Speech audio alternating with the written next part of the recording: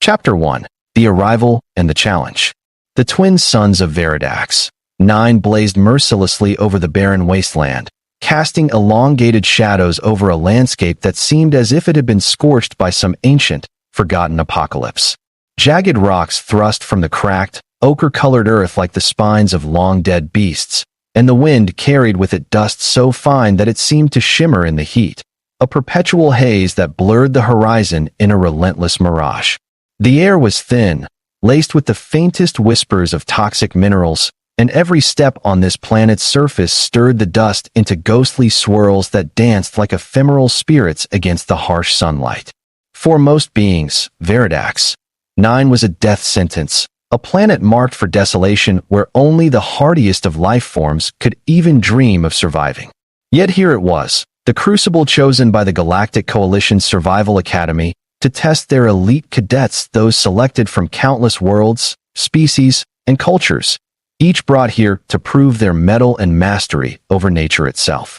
A motley assembly of figures stood scattered over the rocky plain, each uniquely alien in shape and presence, their silhouettes dark against the glare. Tall and sinewy beings with elongated limbs, flexed muscles adapted to low gravity, their skin mottled in shifting colors to match the terrain.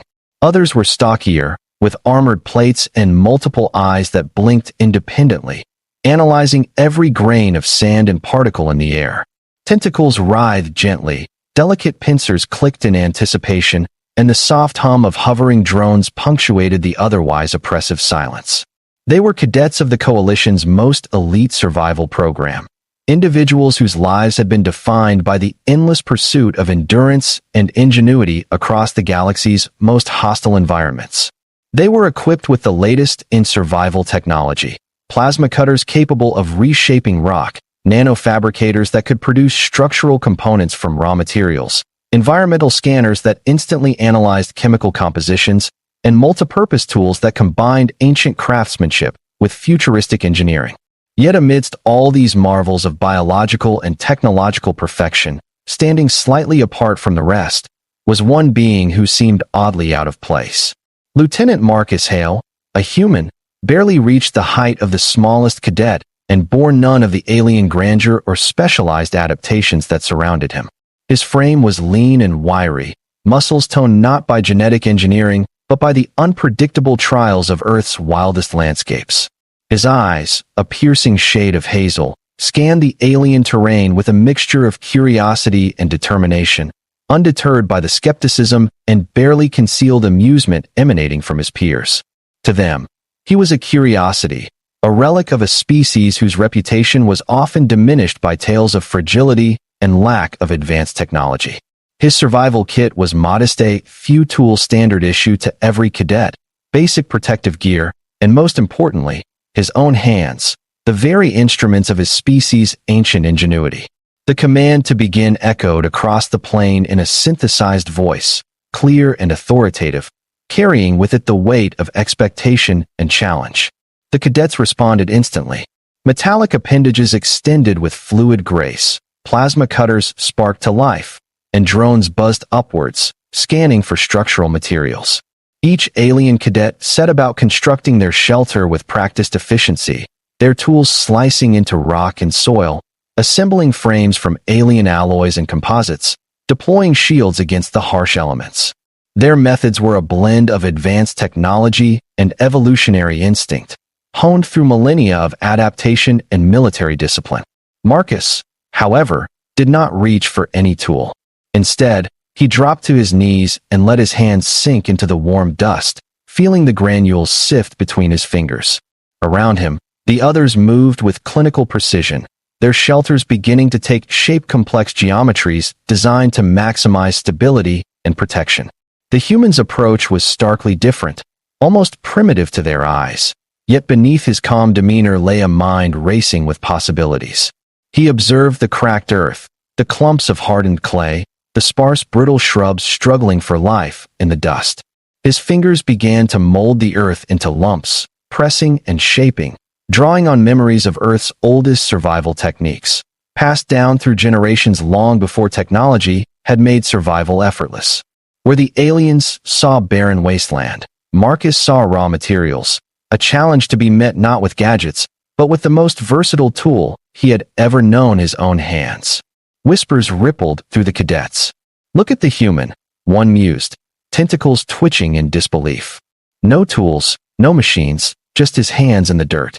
"Futile," another scoffed, the clicking of mandibles sharp with derision. "He might as well be digging his own grave." Even the drones hesitated, their sensors baffled by this primitive behavior amidst the technological flurry. The higher-ups watching from orbit had expected the usual showcase of alien ingenuity and tech prowess, not a man kneeling in the dust, forming shapes by hand. But Marcus ignored them all. His mind had long since mastered the art of patience and observation, qualities that technology could never replicate. He felt the consistency of the clay, noted where the soil held moisture beneath the surface, and began to build upward a low wall, thick and sturdy, layering mud mixed with fibrous roots from the nearby scrub. His movements were deliberate, every handful pressed with care to form a compact barrier against the merciless wind and the scorching sun. The structure was simple, yes, a humble mud hut by any standard, but it was tailored perfectly to the environment. His ancestors had built shelters like this for millennia on Earth, using nothing but their wits and the materials around them. And here, on a distant alien world, the same principles held true. As hours passed, the alien cadets' shelters grew complex, sharp-edged, and angular engineering marvels that gleamed in the sun, but many faltered under the harsh environmental conditions. The unrelenting heat caused metal supports to warp slightly, and the arid wind drove dust into every crevice, compromising seals and joints despite the best nanosealants. Meanwhile, Marcus's mud hut thickened, its walls absorbing heat during the day and slowly releasing it at night, providing a surprisingly comfortable refuge. When the suns dipped toward the horizon, casting long shadows and plunging the landscape into a cold, biting chill, his shelter remained a haven, soft and protective, crafted from the very soil beneath his feet. By nightfall, the cadets gathered around their creations, exhaustion etched into their alien features. Some shields flickered uncertainly, and the complex shelters required constant maintenance. Others began to question their reliance on advanced tools alone. Marcus, meanwhile, sat cross-legged inside his mud hut, a quiet smile playing on his lips. He had no high-tech devices, no drones to monitor the environment for him, but his creation was steady and warm, a testament to the primal power of human adaptability. In the darkness, beneath alien constellations unfamiliar and distant, the human's quiet success began to shift the perception of those around him. They saw not a primitive species, but a survivor, one whose connection to the Earth, to the fundamentals of survival, transcended technology and evolution. The challenge had only just begun, and the trial on Veridax 9 would test far more than mere tools. It would test the very essence of resilience, ingenuity, and the unyielding will to survive against all odds. Despite the alien cadets' initial confidence in their technological superiority, the unforgiving environment of Veridax 9 quickly exposed vulnerabilities in their designs. Plasma cutters and nanofabricators, while marvels of modern science, struggled to adapt to the unpredictable conditions. The twin suns not only baked the terrain but also wreaked havoc on their energy cells, draining power at an alarming rate. The high winds tore at the delicate structures, and the pervasive dust infiltrated every mechanical joint and sensor array. One by one, shelters that had taken hours to assemble began to falter, support beams warped, sealants cracked, and protective shields flickered intermittently. The cadets, whose species prided themselves on control and precision, found themselves repeatedly forced to abandon their carefully engineered sanctuaries and start anew. Around them, the human's mud hut took form with a slow, steady persistence. Marcus worked methodically, molding the earth with his bare hands, mixing the damp clay with fibrous plant roots he had dug out from beneath the surface. The roots acted as a natural binder, much like the straw mixed with mud in ancient earth constructions. His hands, calloused but nimble, shaped the mud walls in thick, rounded layers, each carefully pressed and smoothed to create a barrier that would stand firm against the elements. Unlike the rigid angles and sharp lines of the alien designs, his hut's form was organic and flowing, shaped by instinct honed through countless generations of human survivalists who had built their homes not in labs or factories, but on the unforgiving wild frontiers. As the day wore on, Marcus paid close attention to the subtle rhythms of the planet, the way the shadows shifted, where the cool patches of soil lay, how the wind coursed through the rocks and crevices. Each element guided his work, allowing him to optimize the hut's position and shape for maximum protection. He dug a shallow trench around the base to channel away rainwater, something no alien shelter had considered given their reliance on technology rather than observation. His hands were scratched and dirty, coated in the rough red dust, but the satisfaction that surged through him with every completed layer was immense. Here, in this alien wilderness, his ancestors' wisdom proved just as vital as any high-tech gadget. Meanwhile, the alien cadets exchanged glances, their expressions a mixture of bewilderment and reluctant respect. They had trained for years, mastering the use of their advanced tools to conquer the harshest environments known to their civilizations. Yet here was this human, wielding nothing but his bare hands and ancestral knowledge, creating a shelter that defied their expectations. "How can one so seemingly fragile succeed where we struggle?" whispered Wildcar, a towering, four-eyed cadet from the volcanic world of Zorthan. "Is it mere stubbornness or something deeper?" Another, a lithe being with iridescent scales, shook her head, eyes narrowing. "Perhaps we have been blinded by technology. The humans' methods are crude, but effective." As twilight descended and the heat of the day gave way to a biting chill, the true strength of Marcus's mud hut became apparent. The thick walls absorbed and slowly released the stored heat, creating a cozy microclimate inside. The alien cadets, forced to retreat to their fractured metal and crystal shelters, found little comfort in their sleek but fragile constructions. Many huddled around small energy generators to stave off the cold, their sensors flickering in the dim light. Marcus, seated cross-legged on a bed of woven grasses, felt the steady pulse of life around him, the primitive hut not just a refuge but a sanctuary. His heart swelled with quiet pride, not in defiance of his alien peers, but in celebration of the enduring power of human adaptability. Throughout the night, the alien cadets watched him, their earlier mockery replaced by a growing curiosity. Some attempted to approach, asking questions in hesitant tones, seeking to understand how a species so seemingly primitive could endure the brutal conditions that challenged even the most technologically advanced beings. Marcus welcomed them, sharing stories of Earth's wild frontiers, the deserts of Sahara, the forests of Siberia, the plains of the American Midwest, where generations had learned to read the land, listen to the wind, and survive with little more than their hands and will. Slowly, the divide began to shrink, replaced by a fragile bridge of respect and shared knowledge. As dawn painted the horizon in hues of orange and violet, the first day of the survival challenge came to a close.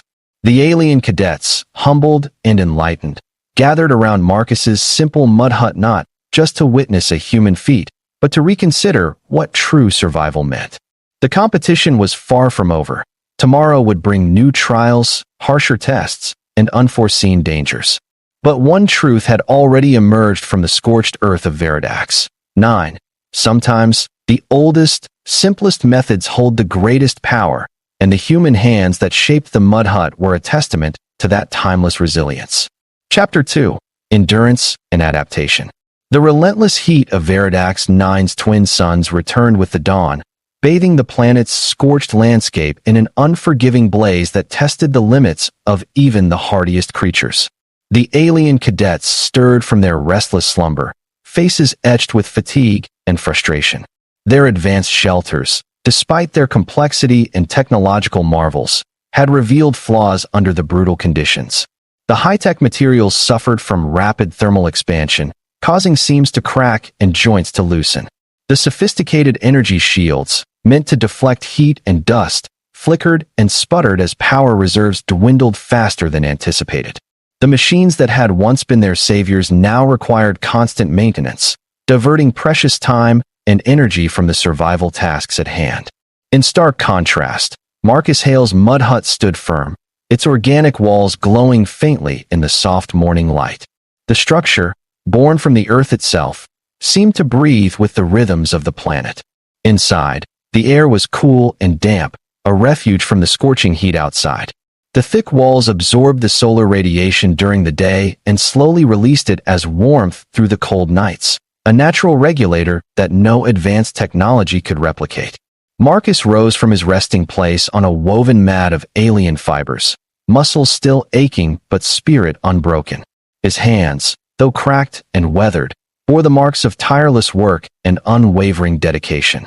Today's challenge, issued by the Survival Academy's overseers, was more daunting: to secure clean water and food sources using only the natural environment and the tools at their disposal.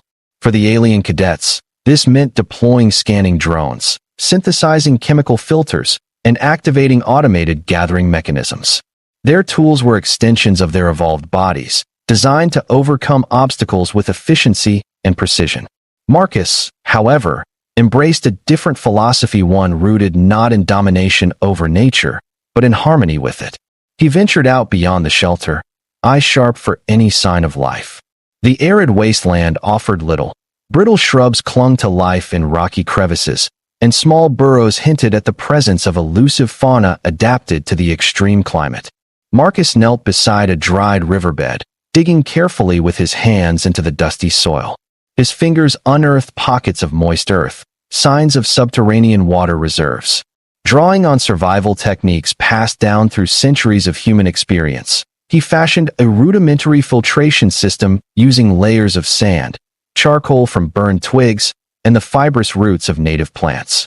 Each step was a testament to patience and intimate knowledge of natural processes.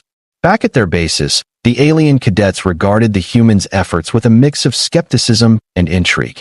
The intricate filtration systems of their technology promised purity but required rare and delicate materials to function, which were scarce in this environment. Marcus's simple yet effective methods highlighted a different kind of ingenuity, one born of necessity and keen observation rather than advanced computation. His hands do what our machines cannot, mused Hitchkrell, a cadet whose chitinous exoskeleton gleamed under the suns. There is wisdom and simplicity we have overlooked. As the day unfolded, the cadets faced escalating challenges. A sudden dust storm swept across the plain, swirling with fierce intensity and abrasive grit that blinded sensors and battered delicate structures. The alien shelters trembled under the onslaught, their metallic components groaning and bending. Emergency protocols activated, shields flickered to life, and drones scrambled to reinforce weak points. Many cadets scrambled inside their fragile sanctuaries, seeking shelter from a nature they had hoped to outwit. Marcus, however, retreated calmly to his mud hut. The thick, earthen walls absorbed the storm's fury, muffling the howling wind and shielding him from the abrasive dust. His shelter, shaped and molded by hand, stood resilient in ancient design, refined through millennia of trial and error. Inside, Marcus maintained a quiet vigil, feeling the storm's power through the vibration of the earth beneath him. He reflected on the stark contrast between his own endurance and the alien reliance on technology. Their tools, while impressive, were vulnerable to the raw forces of nature. His shelter, by contrast, was born of the earth and the human spirit, flexible, adaptive, and enduring. The storm passed, leaving the landscape transformed. Rocks shifted, dust settled in new patterns, and the cadets emerged to assess the damage. The aftermath was sobering. Many alien shelters lay crippled, their intricate mechanisms jammed or broken. Cadets moved with a newfound respect for the unpredictable forces they faced, realizing that no amount of technology could guarantee mastery over an environment so hostile and alien. Marcus emerged from his hut, his skin coated in dust, but his eyes bright with resolve. "Nature demands respect," he said simply, words carrying weight in their simplicity. Over the following days, the cadets and Marcus were forced to adapt their strategies. The alien reliance on technology gave way to experimentation with more primal methods. Some began to observe Marcus more closely, asking questions, attempting to learn the ancient skills his species had preserved. Marcus, in turn, shared knowledge without arrogance, bridging cultural divides with patience and humility. He taught them to read the signs of the land, the subtle changes in soil moisture, the tracks of elusive creatures, the patterns of wind and sun. Slowly, the alien cadets began to build shelters that combined their advanced materials with principles borrowed from the humans' mud hut. Thick walls for insulation, organic binders for flexibility, and natural ventilation systems that worked with the environment rather than against it. One night, under a sky ablaze with unfamiliar constellations, the cadets gathered around a communal fire, a new tradition born from mutual respect and shared struggle. Stories were exchanged, cultures bridged, and bonds forged in the crucible of survival. Marcus looked around at his alien comrades, no longer competitors but allies, united by the recognition that true strength lay not just in technology or biology, but in the adaptability of the mind and the resilience of the spirit. As the test period on Veridax 9 progressed, it became clear that the greatest lesson was not the mastery of tools, but the mastery of oneself.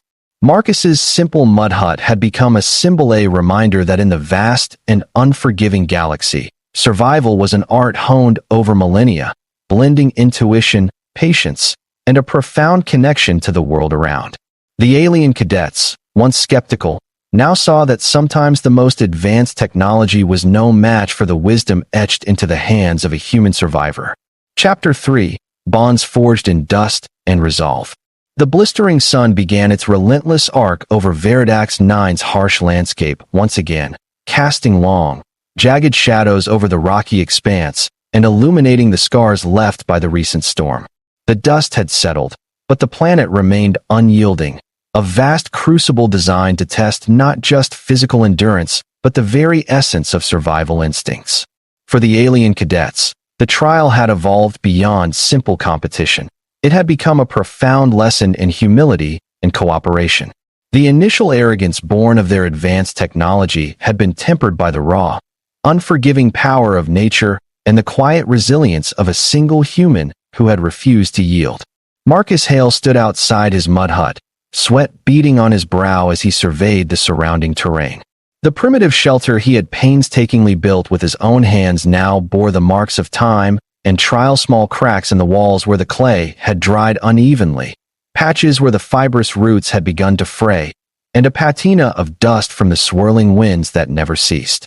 Yet it stood firm, a testament to an ancient wisdom that transcended technology.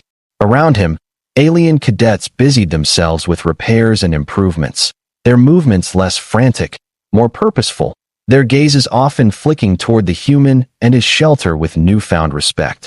The cadets had begun to approach Marcus not as a curiosity to be mocked or pitted, but as a teacher, a repository of survival knowledge that their technological prowess alone could not replace. Many struggled with the concept of patience, a virtue deeply ingrained in human survival tradition, but often overshadowed in their cultures by a reliance on instantaneous solutions and sophisticated devices. Marcus, sensing their internal conflicts, spoke often of balance, the harmony between action and observation, between innovation and tradition, between self and environment. The Survival Academy's overseers had intensified the challenges, now requiring the cadets to demonstrate not only endurance, but adaptability and ingenuity. Resources were further limited. Technology was constrained by strict power budgets and ration components, forcing the aliens to innovate with what the planet itself provided. This limitation was designed to strip away crutches and reveal true survival skill, and it pushed even the most advanced beings to their limits. On this third day, a critical task was assigned: the construction of a sustainable water collection system to withstand the planet's infrequent but violent rains. Alien cadets hastily deployed their automated harvesting arrays and chemical extractors, devices designed to trap moisture and purify contaminants. These systems were impressive but required careful calibration and constant maintenance, which drained precious energy reserves. Marcus, however, returned to his hands and earth, seeking inspiration from the natural forms around him. He observed the shape of the planet's sparse flora, shrubs with curled leaves that funneled dew toward their roots, grooves in rocks that collected rare droplets, and patches of moss that retained moisture beneath the harsh surface. Drawing upon this, Marcus began to craft simple channels and catchment basins from clay and stone, molding the earth itself into conduits that mirrored nature's efficiency. His hands worked deftly, forming gentle slopes and catchment pools designed to guide and store water with minimal evaporation. To the alien cadets, this primitive system seemed almost quaint compared to their machines, yet it was elegant in its simplicity and robustness. The cadets observed and learned, many joining Marcus to assist, their alien appendages awkward at first in the tactile work, but gradually growing more confident. Together, they excavated deeper trenches, lined them with natural fibers to prevent erosion, and fashioned lids from woven grasses to reduce evaporation. The collaboration sparked a new understanding, a fusion of human intuition and alien precision. For the first time, technology and tradition melded into a singular approach, each enhancing the other. Amidst this progress, tensions simmered beneath the surface. Some cadets grappled with the implications of their dependency on technology, questioning the years of training that had emphasized mastery through machines. Others resented the humans' seemingly primitive methods, fearful that their culture's legacy was being overshadowed. Marcus, ever perceptive, addressed these concerns openly during nightly gatherings, emphasizing that survival was not a contest of superiority, but a shared struggle against the indifference of nature. "We all come from different worlds," he said, "but out here, we face the same sun, the same dust, the same relentless test. Strength is not just in power or intellect, it is in adaptation, in humility, in willingness to learn from one another." The alien leaders began to recognize a shift within their ranks. Cadets once competitive and isolated were now forging alliances, pooling knowledge, and embracing a collaborative spirit. The atmosphere that had been thick with suspicion and rivalry transformed into one charged with mutual respect and camaraderie. The humans' simple mud hut became a symbol of this transformation, a beacon amidst the dust storms, a place where stories were shared, skills exchanged, and friendships forged. One evening, as twin moons rose to cast silver light over the landscape, a new threat emerged, a fierce predator native to Veridax. 9. A massive quadruped with armored plates and a maw lined with serrated teeth, drawn by the scent of life and water. The cadets had not anticipated the arrival of such a creature, and panic spread quickly. Alien shelters, though technologically advanced, were vulnerable to sudden assault. Sensors scrambled to detect the beast, and defensive measures activated erratically under the creature's relentless assault. Marcus, alerted by the commotion, moved swiftly to rally the cadets. "We can't rely solely on our machines," he urged. "We must use what we know: the land, our instincts, our unity." He coordinated a defensive perimeter, directing cadets to use natural barriers and terrain features to funnel the beast away from their shelters. Together, they crafted traps from rocks and vines, improvised spears from hardened branches, and worked as one to protect their fragile sanctuary. The battle was fierce and tested the limits of their cooperation and endurance. The predator was relentless, driven by hunger and instinct, but the combined efforts of alien technology and human primal tactics gradually wore it down. Marcus's leadership, calm in crisis and drawing on a lifetime of survival experience, proved crucial. When at last the beast retreated, wounded and defeated, the cadets knew they had transcended their differences. They had become a cohesive unit, bound not by species, but by the shared trials of survival. In the quiet aftermath, the alien cadets gathered around Marcus's mud hut, now weathered but standing strong, a sanctuary forged from earth and determination. They spoke in low voices, their alien tongues weaving new narratives that honored the human who had taught them the power of adaptation and unity. The line between human and alien blurred, replaced by a collective identity forged in dust, sweat, and resolve.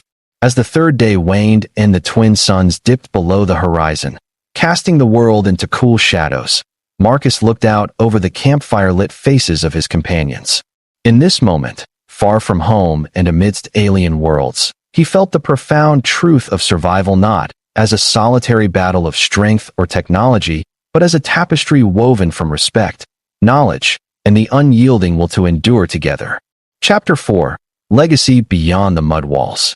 The sun had finally begun its slow descent behind the jagged horizon of Veridax. 9.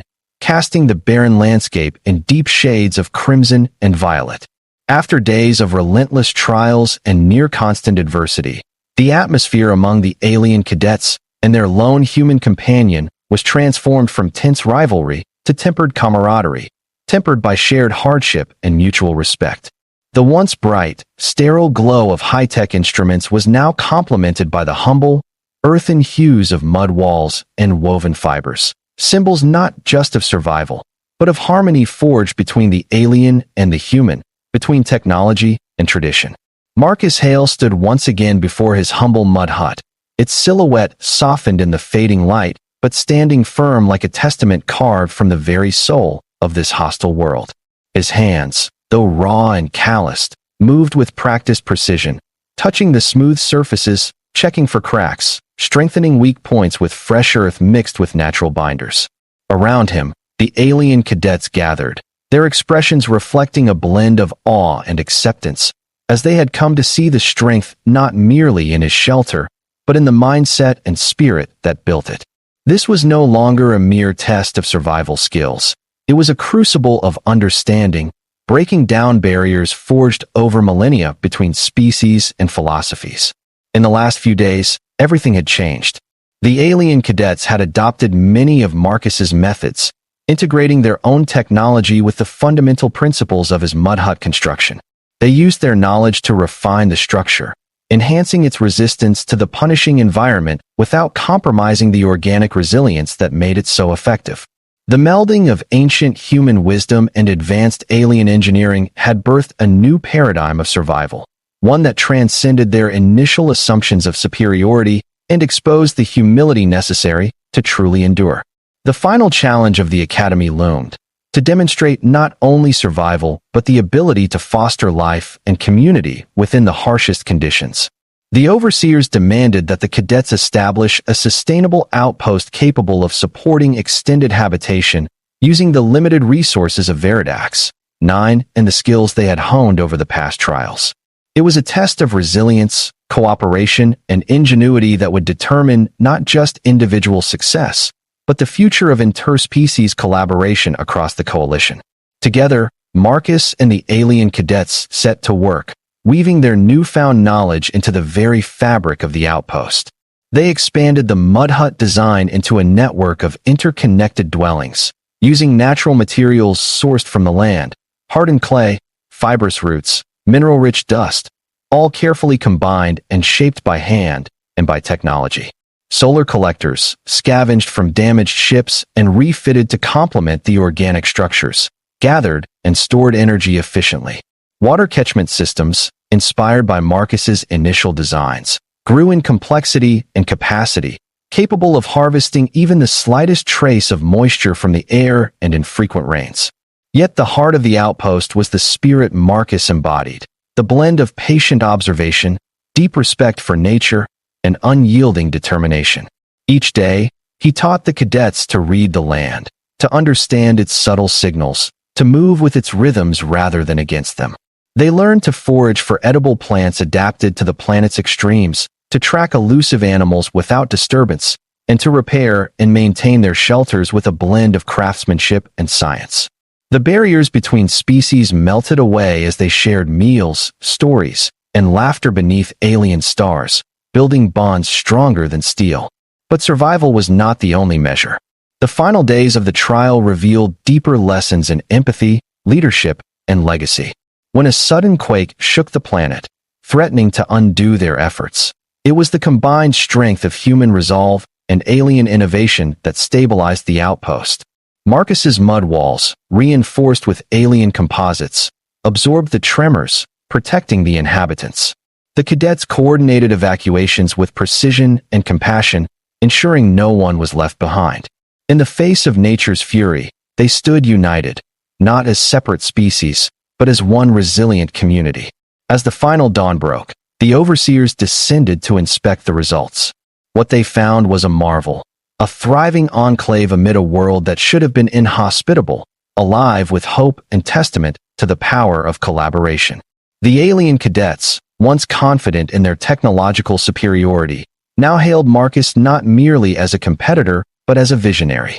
His humble mud hut, born from bare hands and ancestral knowledge, had become the foundation for a future where species learned from one another, where the ancient and the advanced coexisted in harmony.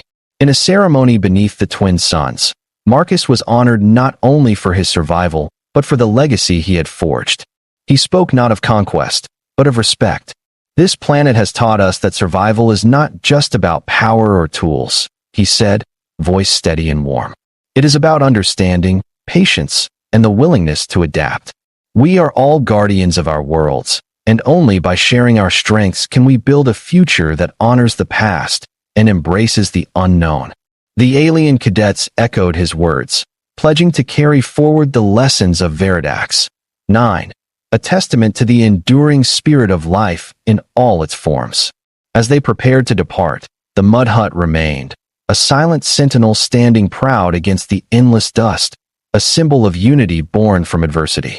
For Marcus, it was more than a shelter. It was proof that sometimes the simplest tools are the most powerful, and that humanity's greatest strength lies not in machines or enhancements, but in the hands and hearts willing to build, to endure, and to connect. The sun's rays had softened into a golden glow that stretched languidly across the plains of Veridax. 9. Painting the world in warm hues that contrasted starkly with the cold, harsh reality the cadets had endured for so long. As the day moved toward evening, the mood around the burgeoning outpost was one of quiet triumph mixed with reflective humility.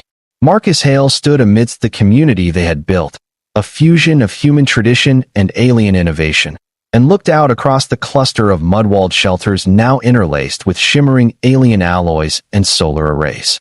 The settlement was no longer just a test site. It was a living testament to what cooperation and adaptation could achieve. The alien cadets, once aloof and skeptical, now moved with purpose and pride.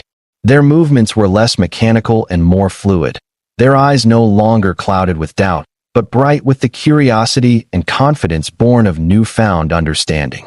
They gathered around fires, sharing stories of their own worlds, recounting struggles and triumphs that spanned galaxies and epochs. Here, on this remote planet, species from across the coalition had found common ground, a shared humanity that transcended biology and technology. Marcus's journey, from the lone human seen as fragile and primitive to the honored architect of their survival, was not lost on anyone. His hands, once dismissed as weak compared to alien appendages equipped with tools and weapons, had shaped not just clay but minds and hearts. The mud hut that had begun as a simple shelter had evolved into a beacon, a symbol of resilience forged in dust and determination. But survival was only part of the story. As night deepened and twin moons rose to illuminate the alien sky, a profound sense of purpose took root among the inhabitants. They were no longer simply cadets tested for endurance. They were pioneers of a new era, where collaboration between diverse life forms could overcome the harshest challenges. Marcus spoke to them beneath the starlit sky, his voice steady, carrying the weight of hard-earned wisdom. We arrived here as strangers, each believing our way was the best, the strongest. But this world showed us something different.